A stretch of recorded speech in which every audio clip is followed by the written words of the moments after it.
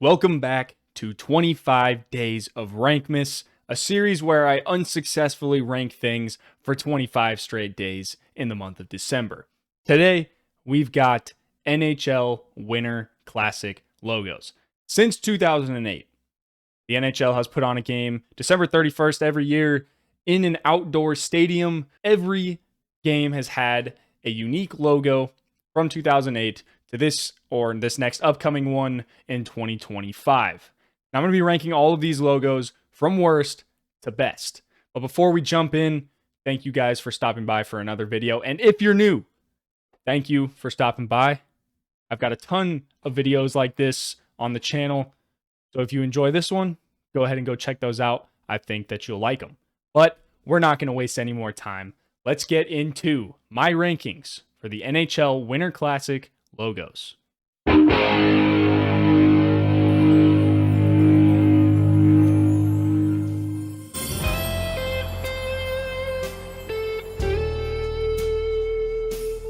Coming in at number 16, the 2008 logo where the game was played at Ralph Wilson Stadium in Buffalo. This is the first ever Winter Classic logo. This is before they were really leaning into the location-based logos, designs, and games. It's not a bad logo. It gives a Winter Classic feel, a winter feel, but because it doesn't have the details of the ones that would come after, this has to be the last spot. Number 15, the 2014 logo, Michigan Stadium in Ann Arbor.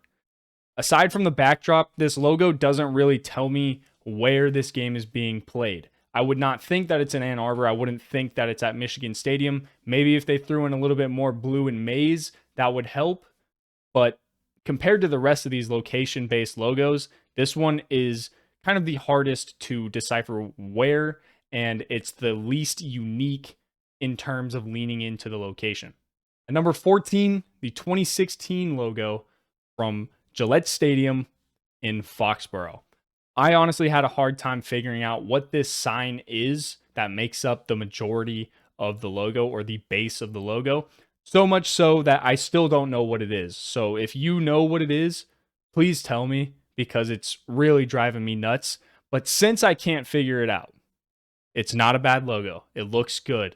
I believe that the bridge on the bottom is the bridge that you walk across to get into Gillette Stadium. But other than that, I don't really know what's going on. Because of that, it's going to be a little bit lower on this list. At number 13, 2010 Fenway Park in Boston. I think this is just the Fenway Park sign. I wasn't really blown away by the logo. It's not bad, but it's really nothing special.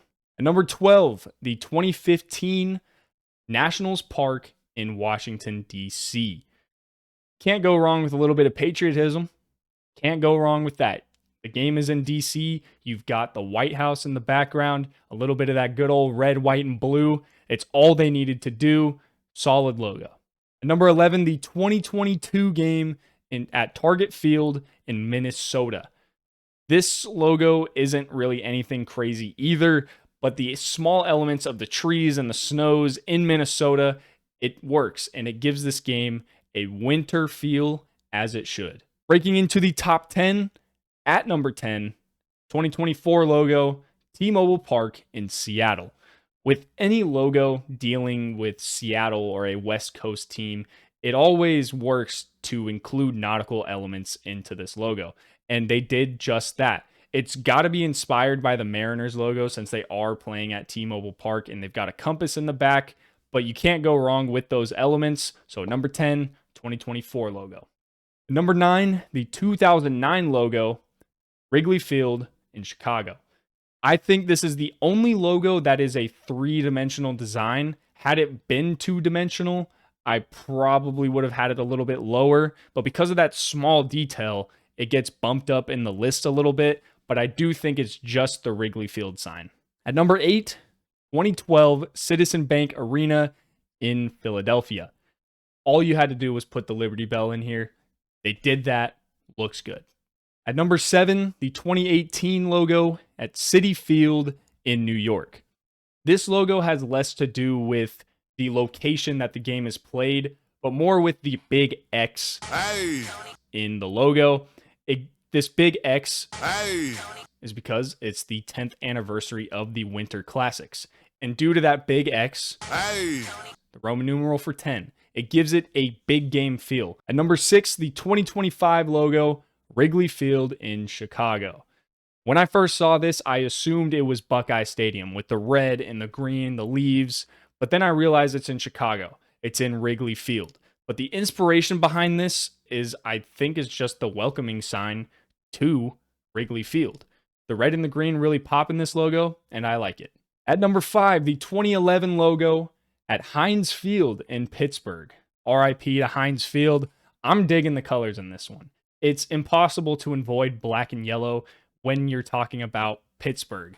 And correct me if I'm wrong, I believe the inclusion of what I think is the Fort Pitt Bridge, I don't know, I've never been to Pittsburgh, helps bring in that yellow, and it works really well. At number 4, the 2019 logo, Notre Dame Stadium in South Bend. This is a very simple logo, but with them fully leaning into the location, you bring in the shamrock. And the shamrock, while it's not a wild concept, it works really well and is a lot different from the other logos of the Winter Classic. At number 3, 2017 Busch Field, St. Louis. This logo not only gets points for including the St. Louis arc, or arch, however you say it, but the way the W follows the path of the arch, it really tickles my brain. Number 2, 2023 Fenway Park, Boston. The incorporation of the Green Monster scoreboard is very cool to me. This kind of makes it feel like a baseball-esque logo or a baseball event logo, but that's what makes the Winter Classic so special, is that they're playing in outdoor fields. I really like this logo. But at the number 1 spot, we have the 2020 Winter Classic at the Cotton Bowl in Dallas.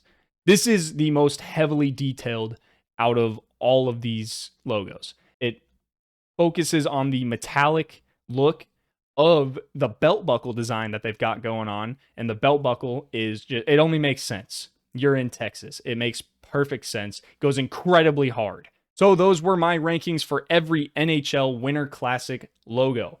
Let me know your favorite logo down in the comments below. But that's all I've got for today's video. So until the next one,